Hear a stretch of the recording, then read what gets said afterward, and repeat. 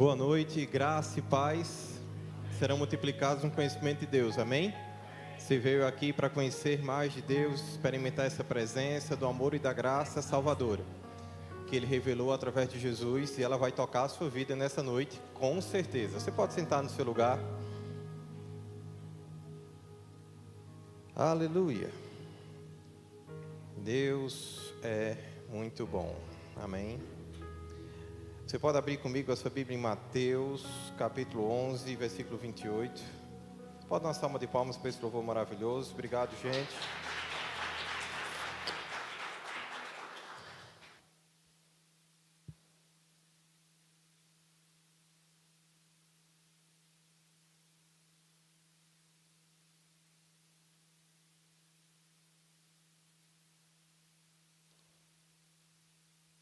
Glória a Deus. Que bom que você veio, amado.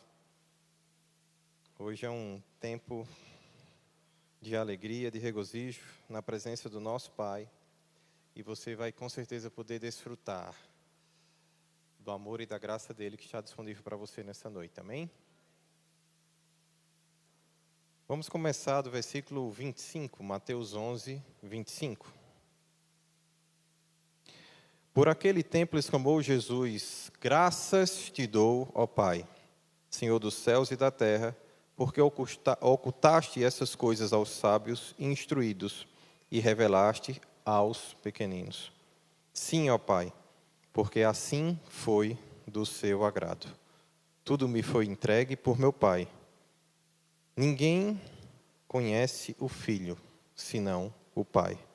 Ninguém conhece o Pai, senão o Filho, e aquele a quem o Filho o quiser revelar.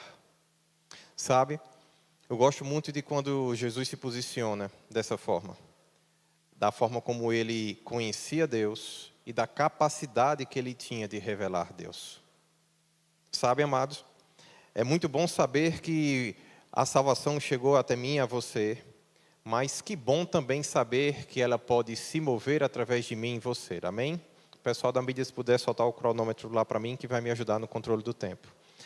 E aí, quando nós entendemos essa firmeza de Jesus, ele diz: eu conheço o Pai me conhece, e sabe, eu conheço Deus de uma forma que aqueles que eu também quiser revelar ao Pai, eu serei capaz de fazer isso. Ele coloca dentro do seu querer, da sua vontade, a habilidade de manifestar a Deus. Uau!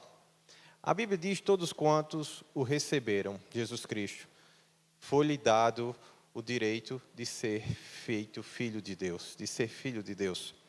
Eu fico imaginando agora, a mim e a você, diante de tanta convicção que Jesus tinha acerca do seu relacionamento com Deus e do relacionamento de Deus para com ele.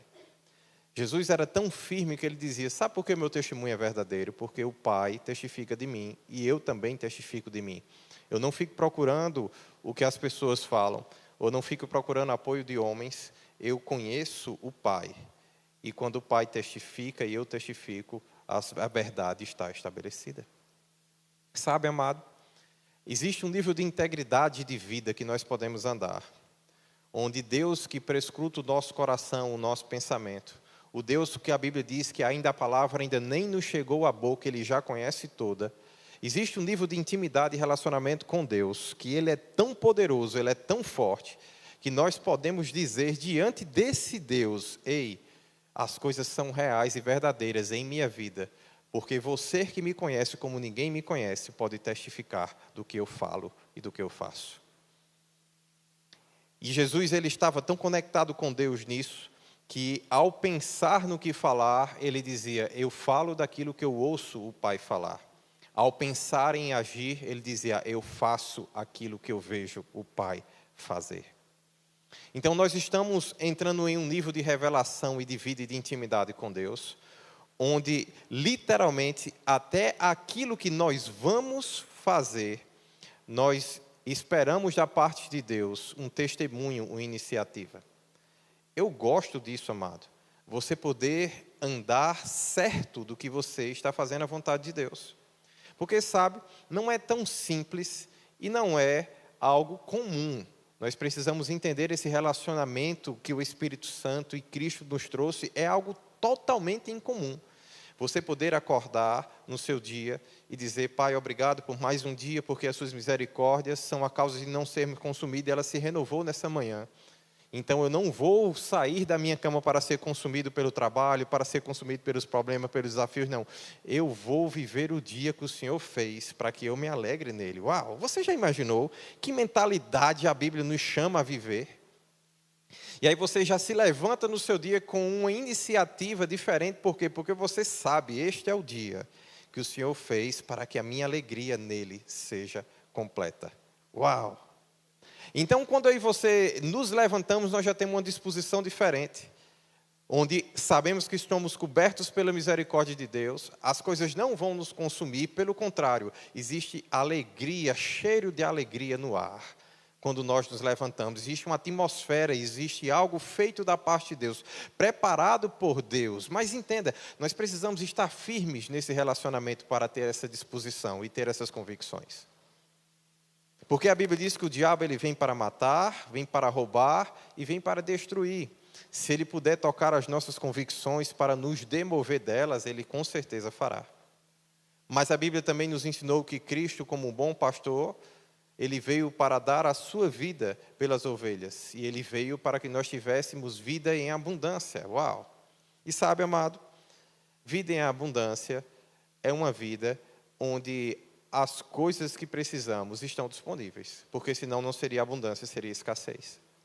Vida em abundância, amado, é quando o amor que você deseja viver é intenso, porque senão não seria abundância, seria algo normal, algo comum. Vida em abundância é quando você consegue estar 20, 30, 40 anos com a mesma mulher e você consegue ter o mesmo entusiasmo e o mesmo frio na barriga de quando você a conheceu. Mas, pastor, nós sabemos que o amor amadurece, sim, mas sabemos também que ele se renova. Nós sabemos que ele se reafirma. Nós sabemos que ele se reinventa. Então, sabe, amado, existe um nível de relacionamento que Deus quer que vivamos com ele para com a vida, um posicionamento para com a vida, que de fato nós tenhamos tanta intimidade com ele, que nós possamos, assim como Cristo, também poder manifestar Deus quando desejarmos. Você pode dizer: pastor, aí você já está ficando muito ousado, porque a Bíblia fala que o Espírito Santo se move quando lhe apraz, e que para que os dons se movam do Espírito, você precisa de uma atmosfera, de todo um contexto de prazer. Mas venha cá, quando você conhece alguém, você não sabe o que dar prazer a ele? Quando você anda em retidão para com alguém, essa pessoa não tem prazer para contigo? Você acha que a Bíblia também fala que é necessário que haja prazer ao mover, para que haja o mover do Espírito. Mas é a mesma Bíblia que também diz que se Deus nos deu o Espírito Santo, como não nos daria com ele as demais coisas? Todas as demais coisas. Então, ele deu o Espírito Santo, mas disse: não, mas você só usa... só usa se eu quiser, quando eu quiser. Sim, mas a Bíblia diz que o desejo de Deus é que todo homem seja salvo e chegue ao pleno conhecimento. Como as pessoas vão conhecer a plenitude de Deus sem conhecer os atributos de Deus? Sem conhecer o mover do seu Espírito? Sem conhecer os milagres do seu Filho? Como esse conhecimento é completo sem essas coisas entrarem em manifestação? Sem essas coisas tomarem forma através da nossa vida? Então, meu amado, não é ousado pensar que da mesma forma que Jesus diz: senão o Filho e aquele a quem o Filho o quis revelar. Não é ousado pensar que nós, como os filhos de Deus, porque a Bíblia diz: assim como Ele é, somos nós agora aqui na terra. Então, nesse momento, nessa dispensação, assim como Deus é, Cristo é, nos céus, para com o Pai, somos nós aqui. No contexto de autoridade, nós temos o nome de Jesus, nós temos uma aliança com Ele, nós somos um com Ele. A Bíblia diz que eu, você e Deus somos um. Então, se eu sou um com Deus, é natural que eu o possa revelar, que eu o possa lhe fazer manifesto. Por quê? Porque eu estou conectado com Ele. A videira verdadeira, a verdadeira vida, não somos nós que damos, não somos nós que andamos, não somos nós que fazemos. Sabemos que é Cristo. Sabemos que é por Ele, porque por Ele e para Ele são todas as coisas. Mas, amados, nós sabemos também que o próprio Cristo desejou que nós nos envolvêssemos com as suas obras ao ponto de fazer até coisas maiores do que o mesmo fez enquanto esteve aqui à terra. A expectativa de Jesus era que o seu exemplo criasse um efeito em cadeia, como uma avalanche, que vai crescendo enquanto ela vai tomando força. E sabe, amado, o desejo meu é que você também entenda a vontade de Deus para a sua vida. E que você entenda a ousadia e a intrepidez dessa declaração. Mas que também você possa se mover na ousadia e na intrepidez que Deus tem para você nessa noite. Amém? Então, amado, eu volto a ler para você. Porque assim como foi do teu agrado, tudo me foi entregue por meu Pai. Ninguém conhece o Filho senão o Pai. Ninguém conhece o Pai, senão o Filho, e aquele a quem o Filho o quis revelar. Sabe, eu gosto dessa atitude de Jesus. E sabe, eu gosto que ele continua a dizer no contexto seguinte, porque isso não é um posicionamento de um homem arrogante, de um homem que tem um coração altivo, que é desprezado por Deus. Mas ele diz, logo após isso, eu posso revelar a Deus a você, então vinde a mim, todos os que estáis cansados e sobrecarregados. Uau! E eu vos aliviarei. Tomai sobre vós o meu jugo e aprendei de mim, porque eu sou manso e humilde de coração. E achareis descanso para a vossa alma, porque o meu jugo é suave e o meu fardo é leve. Sabe, amado? Nós estamos agora diante de Jesus, mas não podemos perder a essência de Jesus. Jesus não estava dizendo, olha, eu sou capaz de revelar ao Pai, eu sou capaz de revelar a Deus, para se colocar dentro de um contexto onde Ele é Ele e as pessoas são as pessoas. Mas Ele estava tomando a posição dele em Deus para que Ele pudesse atrair as pessoas para Deus. Você entende isso? Então, quando Ele se posiciona na autoridade que Deus o dá, a Bíblia diz que ele também se posiciona no chamado e na vocação que Deus tem para ele. Porque você não pode querer só a autoridade do reino sem o propósito do reino. Você precisa estar conectado com um propósito para viver a autoridade que o reino tem. Sabe o que isso quer dizer, meu amado? Você pode ser um bom juiz de direito, mas se você não estiver no exercício da sua função, você não pode legislar, você não pode decidir sobre a vida de ninguém, você não pode dar sentença para ninguém. Por quê? Porque é necessário que uma petição chegue até você, essa petição ela tenha foro determinado dentro da sua esfera de atuação, para que você possa sim aí atuar dentro dos limites da lei. Porque toda autoridade, ela precisa respeitar o propósito. E Jesus, ele entendendo isso, ele entende a autoridade que ele tinha, o acesso que ele tinha a Deus, o chamado que ele tinha, mas ele não abria mão do seu propósito. Então, quando ele via a autoridade e o poder que lhe tinha sido delegado, ele remetia essa autoridade e subjugava ela debaixo do seu propósito. E sabe, amado, dentro desse propósito, cheio de autoridade, Jesus se posicionou a mim e a você e disse, vinde a mim, Orlando. Vinde a mim, Clodomir. Vinde a mim, Antônio. Vinde a mim, Maria. Vinde a mim, Rossana. Sabe? Ele olhou para o nosso cansaço, para as coisas que nos desgastam. Ele olhou para aquilo que nos faz verdadeiramente, muitas vezes, querer desistir. E ele disse, ei, vem cá, se isso for pesado demais para você, eu consigo te dar algo que você suporta. Eu consigo trabalhar dentro da esfera onde a vida vai ser prazerosa, porque você vai conhecer a Deus como eu conheço. Você entende que muda totalmente quando nós vemos esse vinde a mim, todos que estáis cansados e sobrecarregados, eu vos aliviarei. Quando a gente vê que isso está dentro de um contexto onde Deus está dizendo, ei, eu conheço Deus.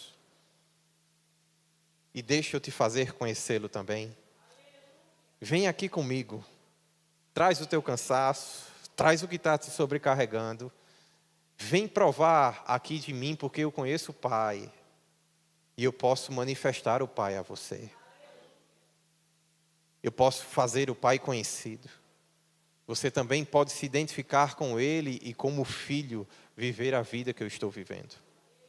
E sabe, Jesus estava tomando o nosso fardo, o nosso pecado, os nossos erros, os nossos equívocos, as nossas ações impensadas e recebendo e abraçando da parte de Deus aquilo que nós temos como da parte do Pai, a autoridade do nome de Jesus, a identidade de sermos criados por Deus, mas mais do que isso, de sermos recebidos por Ele como filhos e filhas, de sermos de verdadeiramente imagem e semelhança de Deus, e aí sabendo que se Deus é, e se Deus manifesta, e se Deus faz, se Deus cria, nós como imagem e semelhança também devemos nos inspirar nele para sermos, para criar, para manifestar, para fazer. E aí Jesus traz um novo patamar de vida, mas através de algo extraordinário, que é, eu conheço o Pai, e eu posso fazer com que você também o conheça. E sabe, amado, eu gosto muito de ver isso, mas também gosto de muitas vezes fazer o contexto do paralelo do que talvez nos tiraria disso. Não é bom só saber o que da parte de Deus temos, mas é bom a gente às vezes saber o que não é aquilo que Deus tem para a gente, para que a gente não se confunda. Esses dias eu fui ensinar sobre novo nascimento para alguns amigos, e a primeira coisa que eu disse, eu vou primeiro começar dizendo o que não é novo nascimento, para que você não se perca. Depois a gente entra nessa brincadeira boa de Deus. Porque às vezes a gente precisa também saber o que não é. Olha o chamado de Deus como é lindo. Ele diz, eu sou manso, eu sou humilde de coração. Quando Jesus chama, ele chama ele para um nível de essência e para um nível de humildade e de mansidão. Ele está dizendo, ei, eu conheço o Pai como ninguém conhece. O Pai me conhece como Ele não conhece a ninguém. E eu posso, o Deus Criador de todas as coisas, manifestar e fazê-lo e fazê-lo conhecido a qualquer pessoa.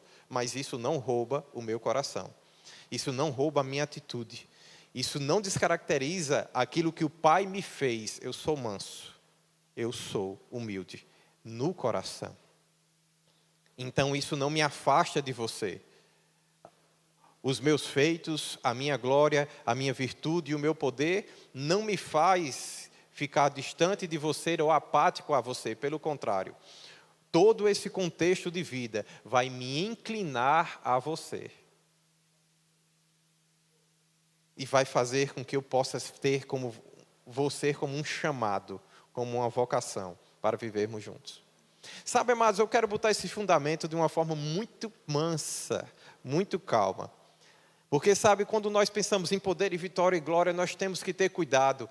Porque as nossas conquistas podem nos colocar num lugar onde aqueles que estiveram conosco ficam muito distantes. Eu não sei se você conhece, mas com o reino de Deus não é assim, mas no mundo é assim. Às vezes você tem aquele amigo na infância que comia lá o arroz com feijão sem mistura, porque ainda não dava, porque não dava para botar a mistura, às vezes era o ovo. E aí, daqui a pouco, esse amigo está lá em Maldivas, e ele foi para Maldivas, você ficou. E sabe, amado, alguns, quando eles vão subindo de nível, eles não esquecem daqueles que são suporte e apoio, e vão trazendo eles consigo. E vão vivendo isso com alegria, junto com seus irmãos, com seus filhos. Outros criam um abismo tão grande, que de fato, nem mais irmandade existe. Pelo contrário, a inimizade entra na família. E aquilo que da parte de Deus era para ser bênção para todo um contexto da família, se torna algo vivido por um só, mas vivido em solidão, em arrogância, em prepotência. E você com certeza já deve estar lembrando de alguns exemplos aí na sua mente. Onde aquilo que veio e que poderia ter mudado o contexto de tanta gente, se tornou motivo de tanto conflito. Porque os bens que eram para ser desfrutados, tornaram-se agora motivo de disputa.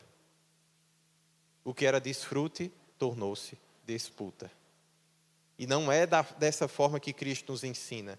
Cristo, ele ensina assim, eu tenho o acesso que ninguém tem. Eu posso fazer o que ninguém pode. E exatamente, sabe por que Deus me confiou essas coisas? Porque Deus sabe, eu sou humilde, eu sou manso em meu coração. Eu não vou agredir as pessoas com isso. Eu não vou me distanciar delas por causa disso. Pelo contrário, sabe o que eu vou fazer contigo hoje? É te dizer, venha a mim, traga o seu cansaço, traga aquilo que lhe sobrecarrega. Eu vou ser alívio para a sua vida. Uau! Então firme essa atitude em seu coração. Diga assim comigo, eu fui feito em Cristo. E eu nasci de Cristo. E assim como o meu Senhor, sou manso e sou humilde em meu coração. Se minha carne está em rebelião, eu subjugo ela e o meu pensamento à obediência de Cristo. A primeira coisa que você já deveria ter feito é se arrepender de cada momento da sua vida onde a mansidão não esteve presente e onde a humildade foi deixada de lado. O seu coração em Cristo é manso e é humilde. E aquele que está em Cristo é nova criatura. As irritações velhas devem ficar para trás. E a arrogância também. E você deve viver o novo de Deus. Uma atitude mansa e tranquila, mas forte e poderosa em feitos e em prodígios. Você deve ter a certeza que você tem o que quase ninguém tem. E que o melhor acesso do mundo está disponível a você, que é o acesso a Deus. Mas você deve fazer disso uma grande vantagem para conquistar as pessoas para o Pai. Para fazer com que as vidas delas fiquem mais fáceis. Para que o fardo pesado delas seja confiado a você, que tem um acesso diferente. Para que você possa pegar algo que ela possa dar conta em Deus e possa transmitir a ela. Para que ela possa começar esse relacionamento com o Pai também. Amém? Mas vamos entender, amados, 2 Reis, no capítulo 18. Nós vamos ver agora o reinado de Ezequias. E vamos ver que o mundo chama de um jeito diferente. Eu gosto do vinde a mim, de Jesus, manso e humilde. Mas como eu gosto de ver a tolice da soberba, chamando também. Porque o fim dela é desprezível. Mas é importante para mim e para você, nós termos esse paralelo hoje. Sabe? O reinado de Ezequias de Judá, nós vamos ver 2 Reis capítulo 18, versículo 1. No 3º ano de Oséias, filho de Elá, rei de Israel, começou a reinar Ezequias, filho de Acais, rei de Judá. Tinha 25 anos de idade quando começou a reinar e reinou por 29 anos em Jerusalém. Sua mãe se chamava Abi e era filha de Zacarias. Ele fez o que era reto perante o Senhor, segundo tudo o que fizera Davi, o seu pai.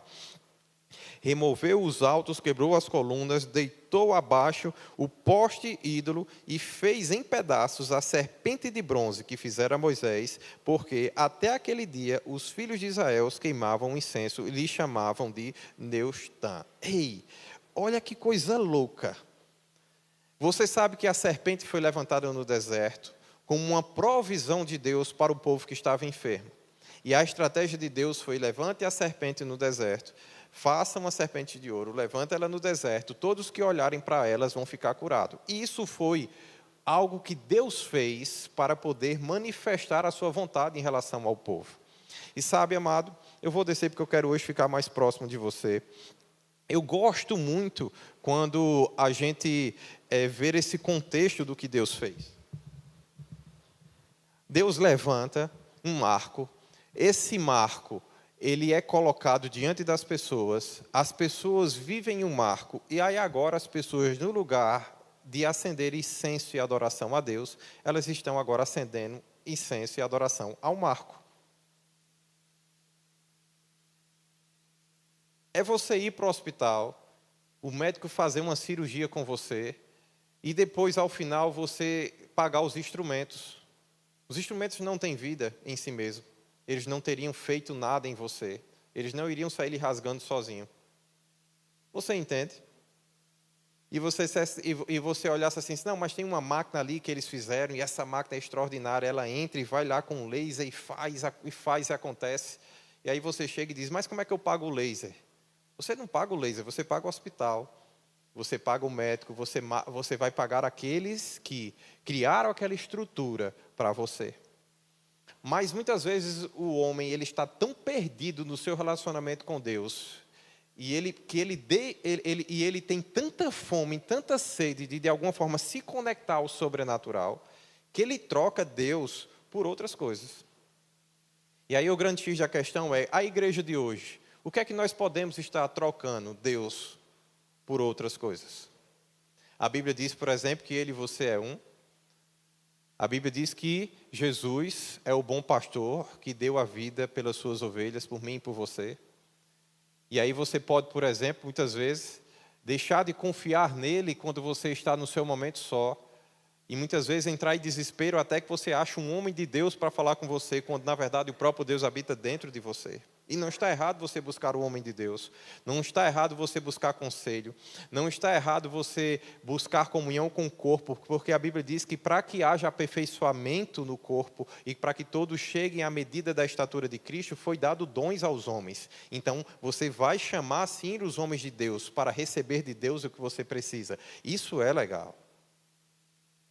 Mas não dá para depois que você recebe o que de Deus precisa, você somente glorificar ao homem e esquecer ao seu Deus.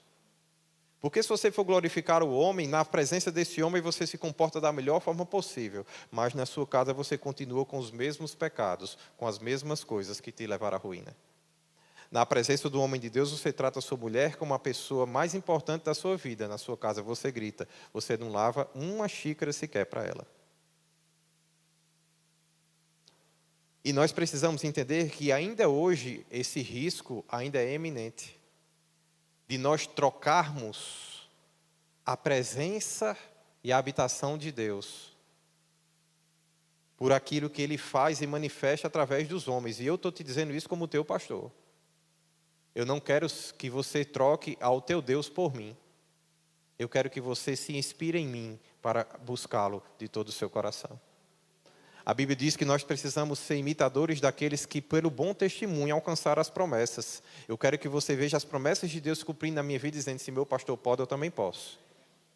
Se ele vive isso, eu também posso viver, porque eu tenho aprendido dele os princípios. Mas de forma alguma, meu amado, eu quero que quando você esteja na sua casa, que você levante suas mãos aos céus, ou quando você precisar de uma resposta, você diga, vou ligar para o meu pastor porque eu preciso de uma resposta. Você tem o Espírito Santo e você pode consultá-lo. A Bíblia diz que ele é apto a te ensinar acerca de toda a ciência e destruir acerca de qualquer coisa que você precise. Ele não vai lançar em rosto.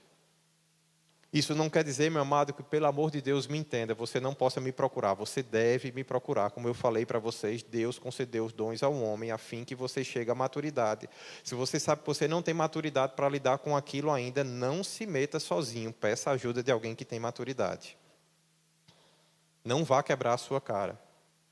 Mas entenda, você precisa também saber que você não tem maturidade para aquilo, mas você pode desenvolver maturidade para aquilo.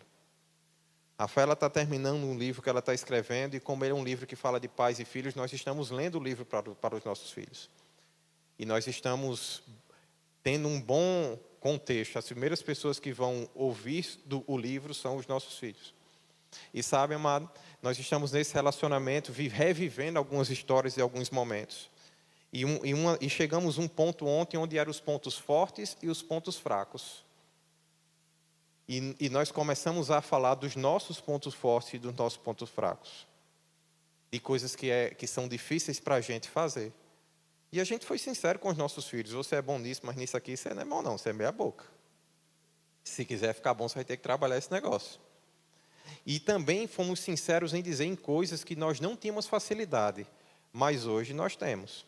Hoje na minha casa eu sou tido como o mais paciente, mas a Eliane, que me conhece desde pequeno, sabe que paciência era tudo que eu não tinha.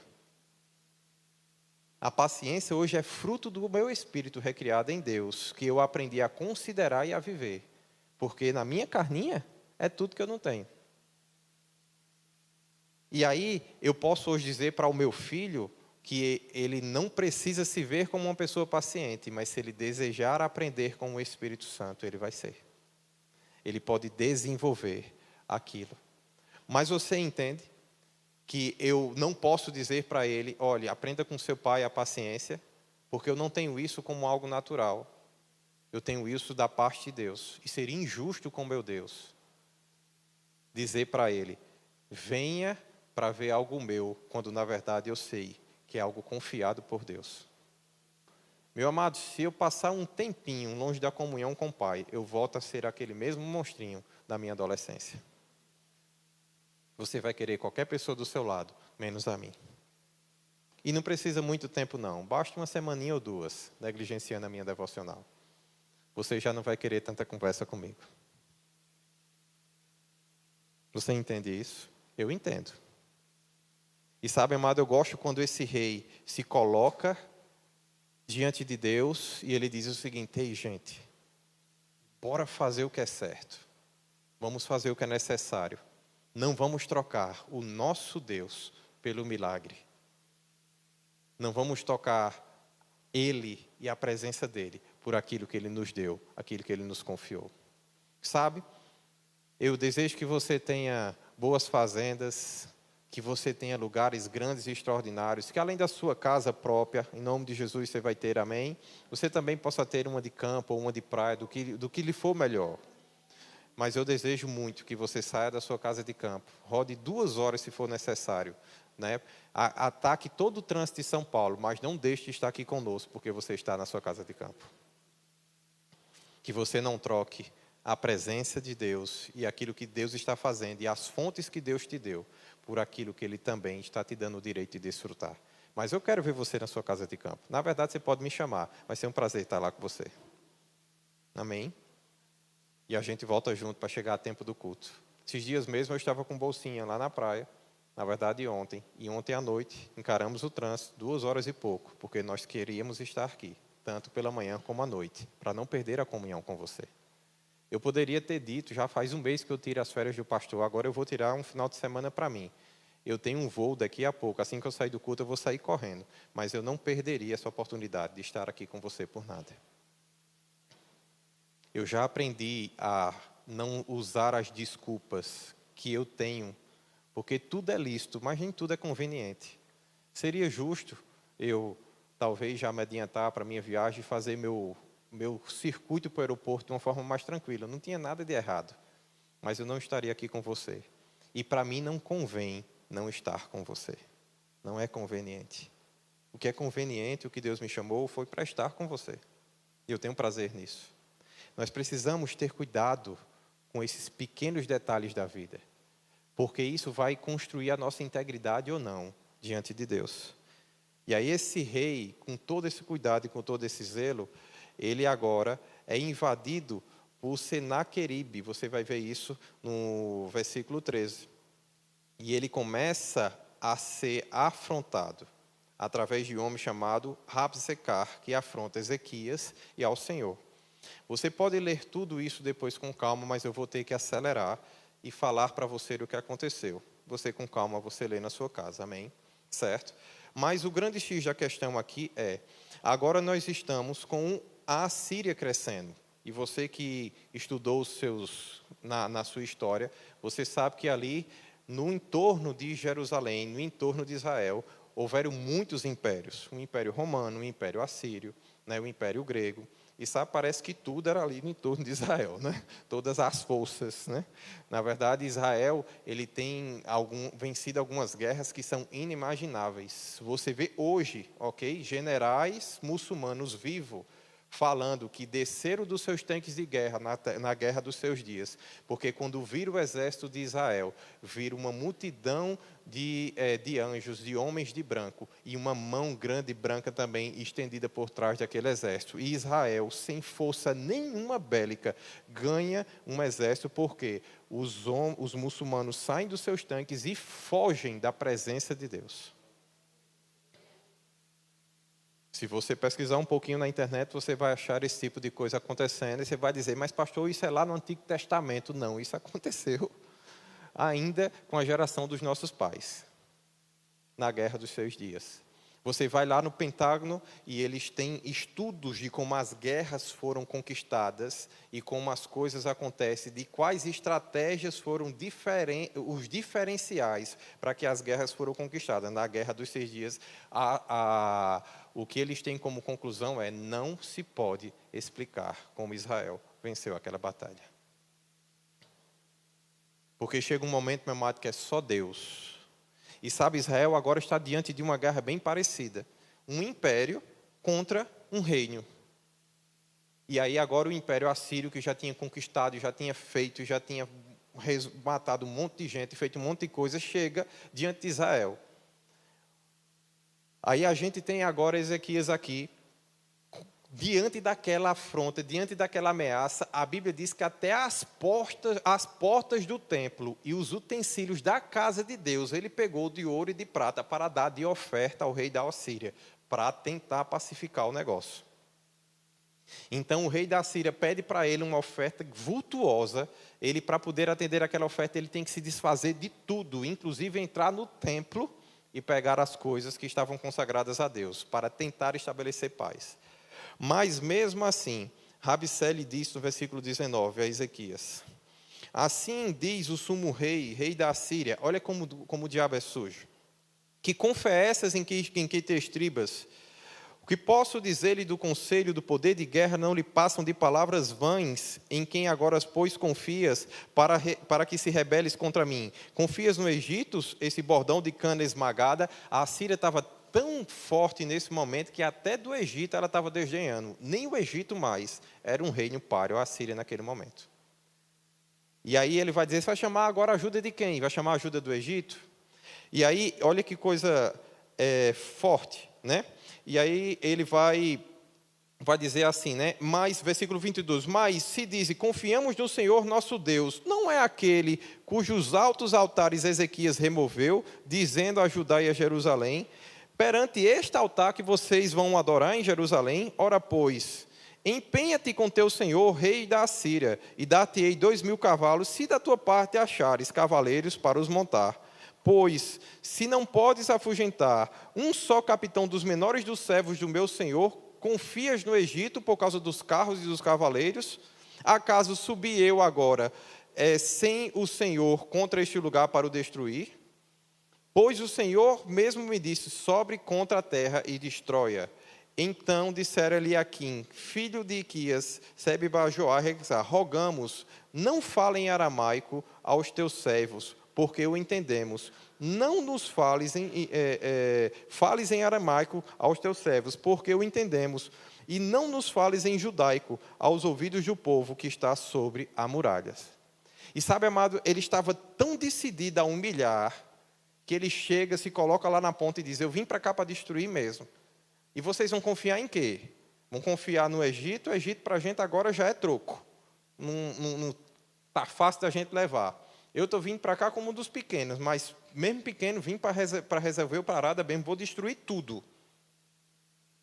Agora vocês vão dizer o quê? Que vão confiar em quê? Porque se não tem naturalmente nada para fazer, só sobrou quem? Só sobrou Deus. O Deus que vocês tiraram as portas, que vocês pegaram os utensílios para dar de oferta para a gente, para ver se a gente se acalmava. É neles que vocês vão confiar. Cadê o altar de vocês? Você entende o nível de arrogância? Você entende o nível de estupidez? E mais do que isso, ele sabia falar o judaico. Então, em vez de ele estar tratando no aramaico para que ele tratasse aquilo com um negociador e houvesse um filtro para ser levado com o povo, não, ele veio para estarrecer o povo mesmo. E ele diz: não, eu vou falar mesmo na língua deles para que todos escutem. Quem estiver no muro aqui, eu quero que me escute mesmo. Eu quero que eles tremam de medo. Eu quero que eles entendam que eu vim para acabar com tudo. E aí ele começa, na linguagem judaica, a ameaçar o povo judeu, porque ele queria ter certeza que tudo que ele falasse ia ser bem entendido. Que toda ameaça, que toda soberba, que toda arrogância, que todo o poder do seu braço ia ficar claro para aquelas pessoas. Mas olha, meu amado, o que é servir ao teu Deus. O teu Deus sempre vai te levar das vozes soberbas que se levantam contra você. Sempre vai se levar da arrogância e da força que parece que você não tem como lutar contra ela. E não tem problema que você não tenha, seu Deus tem. Seu pai tem. Não tem problema que você não possa dar a resposta. Seu Deus é a sua resposta. Aleluia. E sabe, amado, eu gosto. E aí ele diz assim, no versículo 28, ele se coloca de pé e agora clamou em alta voz em judaico. Ouvi as palavras do sumo rei e do rei da Síria. Assim diz o rei, não vos engane Ezequias, porque não poderá livrar da sua mão. Nem tampouco vos faça Ezequias confiar no Senhor, dizendo, o Senhor certamente nos livrará. Meu amigo, olha o nível de arrogância desse cara. Ele está dizendo, olha, não confie no seu rei, e se ele disser que você tem um Deus, que quando ele não pode fazer, o seu Deus faz, não confie no seu Deus também não. Porque eu vim aqui para desfazer do seu rei e do seu Deus. Em outras palavras, é isso que ele está dizendo. Olha o nível de arrogância desse homem, amado. Misericórdia. Mas agora se coloca no lugar de um povo, cercado por um exército, que sabe que não pode afrontá-lo. E eu vim nesse tipo de situação. Não é fácil. E aí, ele diz, o Senhor, e tampouco faça do Senhor, dizendo, o Senhor certamente nos livrará, e esta cidade não será entregue às mãos dos reis de Assíria. Não deis ouvidos a Ezequias, porque assim diz o rei da Assíria, fazei as pazes comigo, olha que miserável, e vinde a mim, e comei, cada um da sua própria vida. Agora vai ficar bom, gente. Cada um vai comer da sua própria vida, cada um da sua própria figueira, cada um vai ter algo seu, entendeu? Cada um vai beber e comer da água própria, da sua própria cisterna, até que eu venha e vos leve para uma terra como vossa. Essa terra vai ser como sua, né? Terra de cereal, de vinho, de pão, de vinhas, terra de oliveiras e de mel, para que vivais e que não morrais. Não deis ouvido a Ezequias, porque vos engana dizendo, o Senhor nos livrará. Que triste. Sabe, amado, hoje quando eu estava orando aqui, Deus me falou que mais do que nunca, o mundo está se movendo dessa forma. Cheio de soluções, cheio de coisas extraordinárias, cheio de riquezas, cheio de oportunidades. Você abre o YouTube, você abre o Instagram, você abre qualquer coisa. Você de 0 a 1 milhão em 2 anos, de 0 a 1 milhão em 5 anos. E o milagre financeiro, e não sei o que lá, e não sei o que lá. E você começa, tudo que você procura é rápido, é instantâneo. Todos os seus problemas são resolvidos. Venha para aqui, eu vou trabalhar com você. Um contexto de mentoria, você vai fazer 6 sessões e depois disso a sua vida não será mais a mesma. As pessoas têm se colocado, às vezes, dentro de um contexto, de uma situação, onde, na verdade, a glória de Deus ela vai sendo ofuscada. E muitas vezes, se não tiver cuidado, o cara ainda vai dizer, e não escute seu pastor não escute a palavra de Deus não, deixe de ler a Bíblia que esse negócio não serve para você. Existem homens dizendo já que a Bíblia precisa ser reescrita, precisa ser reeditada, precisa ser revista. Alguns dentro da igreja. E nós precisamos ter cuidado com essas situações. Nós precisamos ter cuidado com essas ideias, com essas iniciativas. Porque, meu amado, é a iniciativa do povo assírio. A gente está fazendo algo grande, maior do que o que você conseguiu fazer. Então, de fato, desconsidera o teu Deus e vem para a minha grandeza, que eu vou te dar o que o teu Deus não te deu.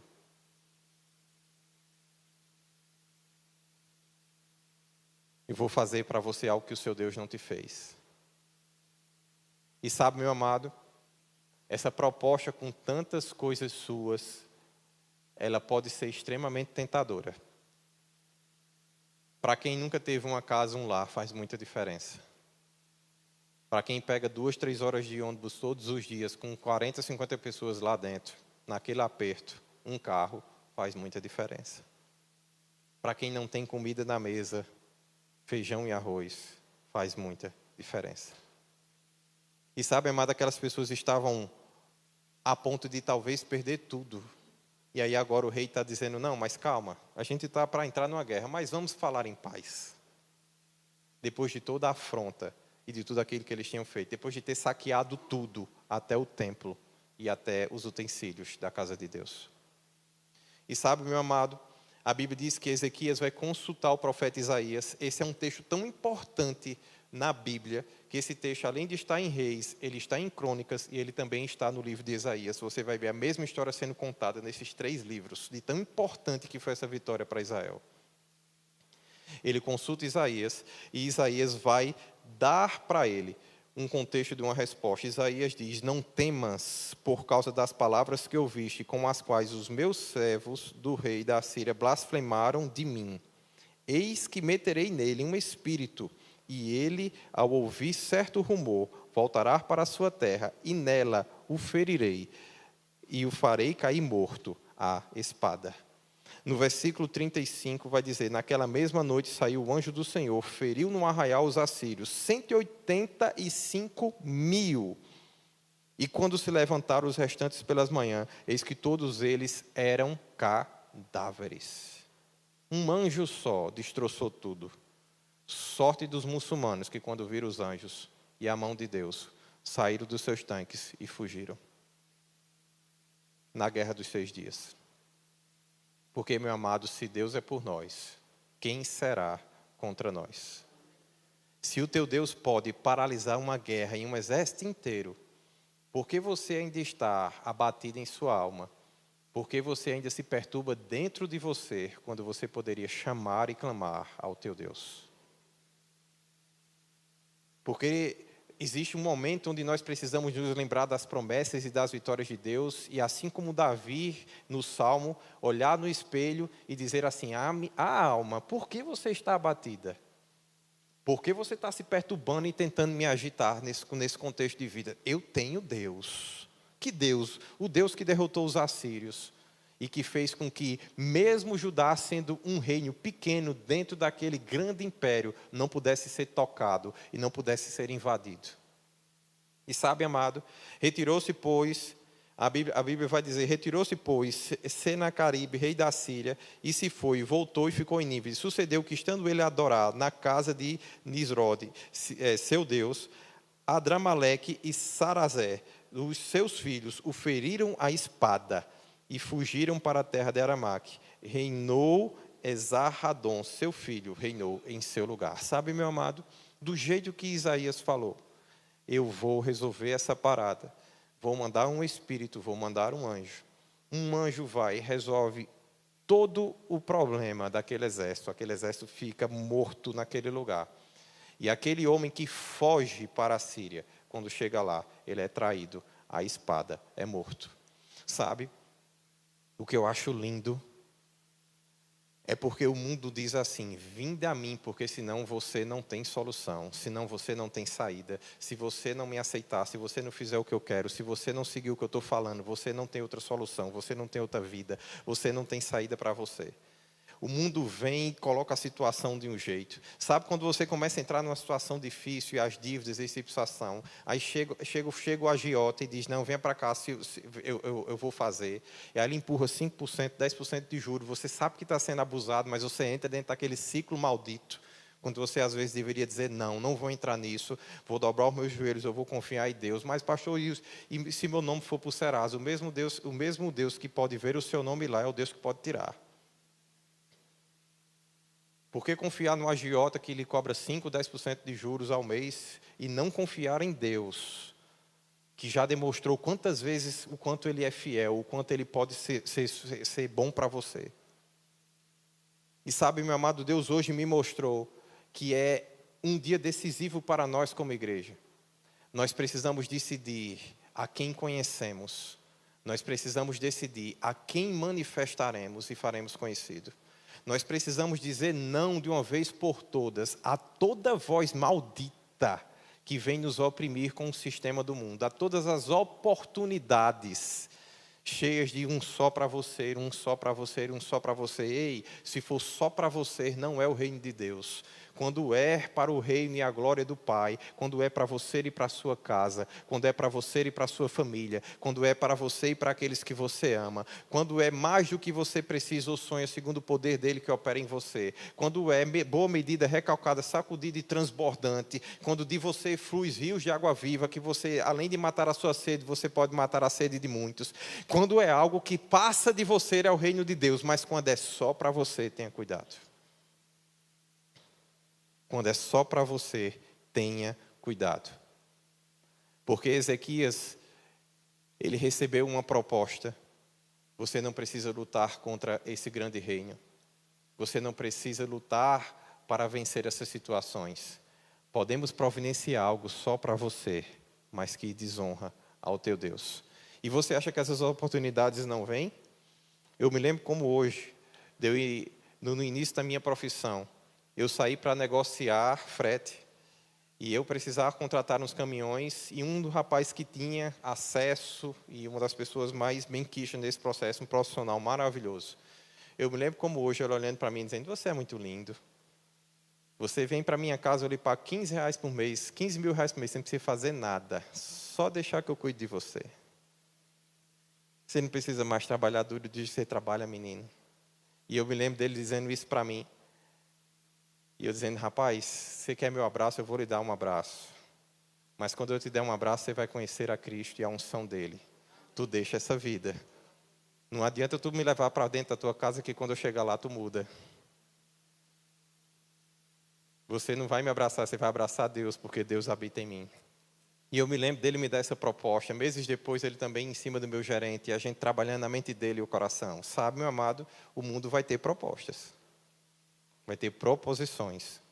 Vai vir aquele homem que vai dizer para você que está esperando em Deus por um homem ungido, que talvez não seja um ungido, talvez seja ele mesmo o seu homem.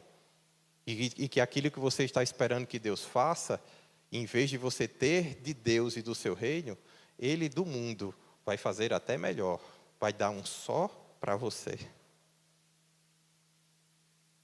E como às vezes é duro para a gente ver as nossas mulheres se preservando, se cuidando, vivendo uma vida com Deus de oração, de integridade diante dele.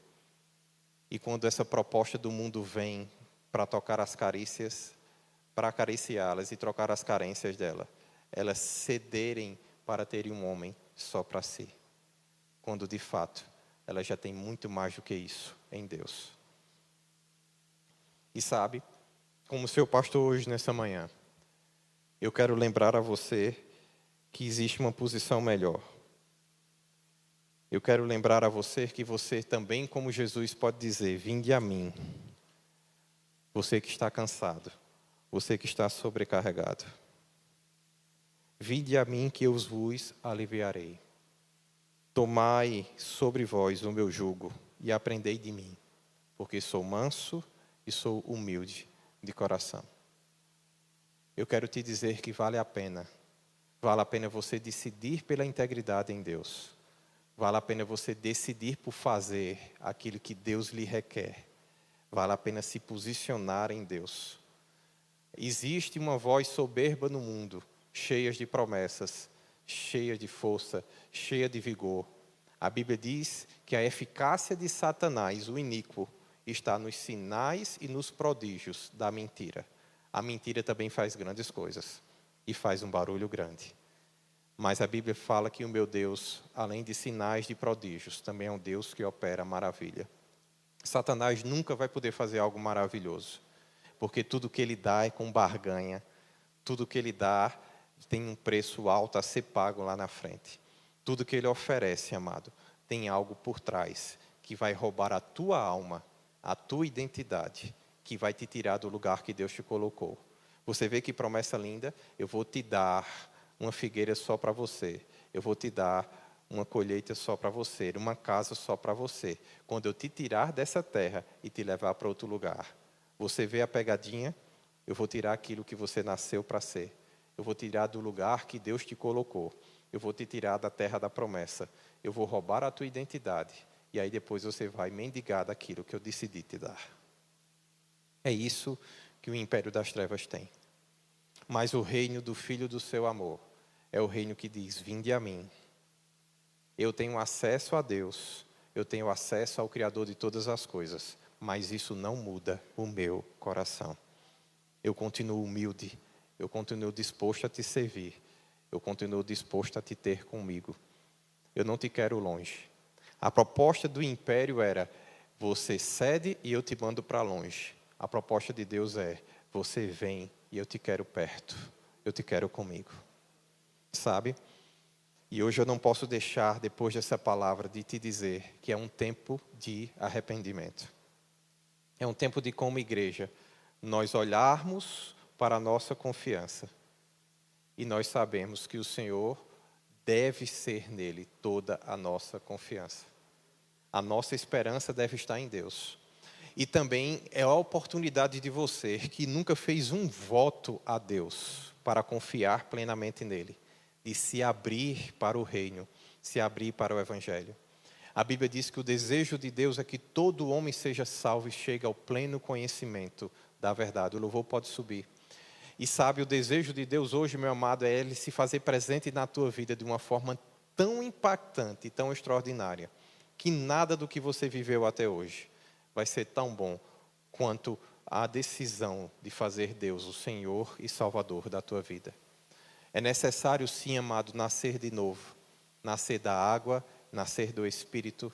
É necessário, sim, assim como foi levantada a serpente do deserto, nós vermos Cristo levantado como uma referência da adoração na nossa vida. É necessário, sim, receber a Cristo. Receber a esse homem manso e humilde de coração que está dizendo hoje para você: vinde a mim, você que está cansado, você que está sobrecarregado. É necessário, sim, você reconhecer que você não pode lidar com algumas situações e que você precisa da ajuda de Deus. E hoje, independente de você já ter nascido de novo ou não, eu quero te chamar ao altar porque eu quero orar por você. Mesmo que você já tenha recebido Jesus, mas você sabe que você precisa descansar nele, que as aflições e que os problemas têm trabalhado a sua mente, e às vezes você tem esquecido um pouco da sua identidade, de quem você é. Vem aqui à frente, eu quero orar por você, para que a sua confiança seja renovada nele, para que você seja tocado pelo Espírito Santo de Deus e receba desse Espírito manso e desse amor. Mas se você também nunca fez Cristo como Senhor e Salvador da tua vida, mas sabe que está difícil caminhar só, que está difícil fazer as coisas na força do teu braço, que é necessário que algo de Deus seja confiado a você, você pode também vir à frente, porque eu quero também estar orando por você. E eu quero também estar pedindo para que Deus entre em seu coração através de Cristo. Por favor, ligue as luzes, gente, para que a gente possa estar em Deus fazendo. Meu Salvador, serei para sempre teu.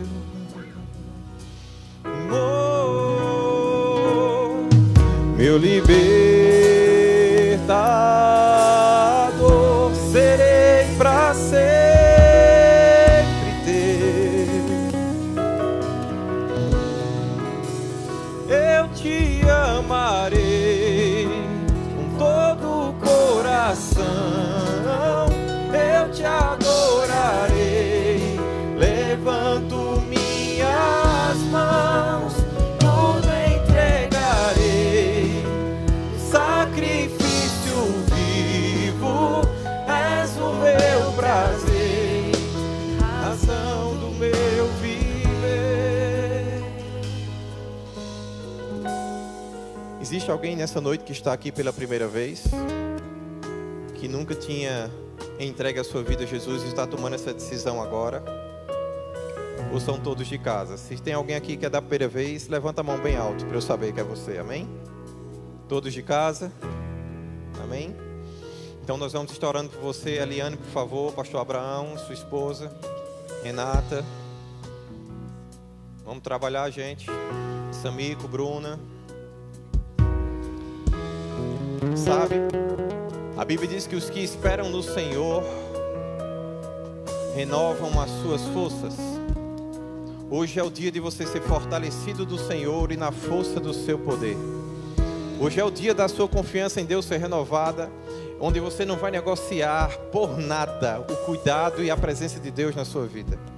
Hoje é o dia onde você vai abrir mão dos jeitinhos e da força do seu braço para dizer: Deus, eu preciso de você.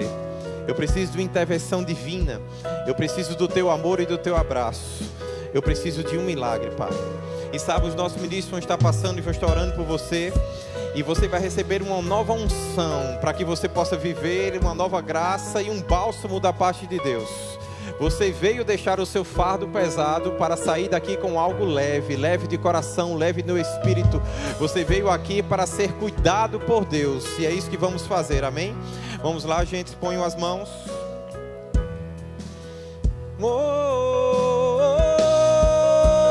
Eu te amarei com todo o coração, eu te adorarei. Levanto minhas mãos, tudo entregarei. Sacrifício vivo, és o meu prazer, razão do meu viver. De todo o coração, eu te adorarei. Levanto tudo entregarei, sacrifício vivo, és o meu prazer, razão do meu viver.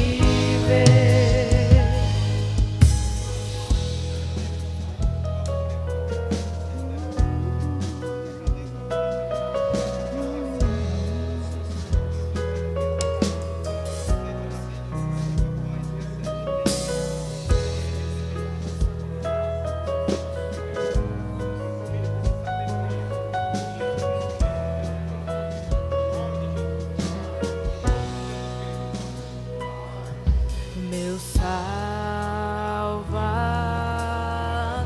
serei pra sempre. Unção e favor sobre ela. Em nome de Jesus. Meu libertador, serei pra sempre.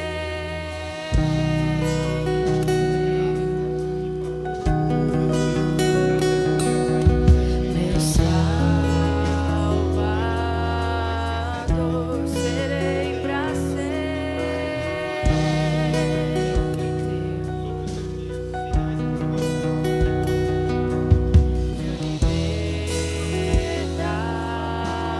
libertador, serei pra sempre.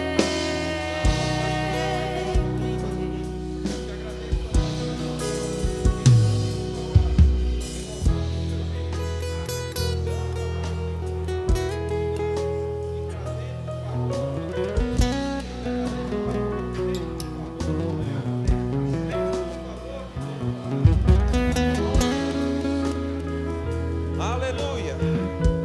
Aleluia. Aleluia.